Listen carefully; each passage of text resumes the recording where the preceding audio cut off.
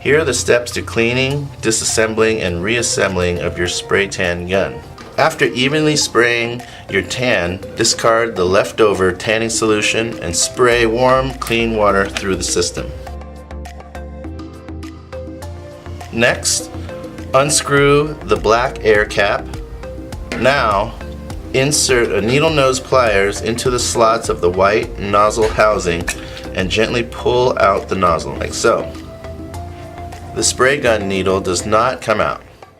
Now, take a spray gun cleaning brush, which you can find on our website. Use a dab of acetone and wipe down thoroughly the inside, the needle housing, and the inside of the fluid nozzle. And also repeat this with the fluid nozzle inside here. Next, you can use a sewing needle, an airbrush needle, or a toothpick to poke through the fluid nozzle, as dry tanning solution can get stuck in here as well. Now it's time to reassemble the gun. Line up the notch with the notch in the fluid nozzle and gently replace. Screw on the air cap.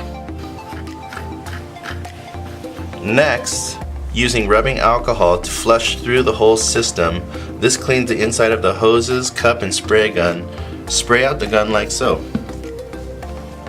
And then for a final rinse, fill the cup up with warm water and spray this through the system, and this will rinse out any acetone and alcohol left in the gun and cap. Now your gun is clean and ready for storage or in another amazing spray tan.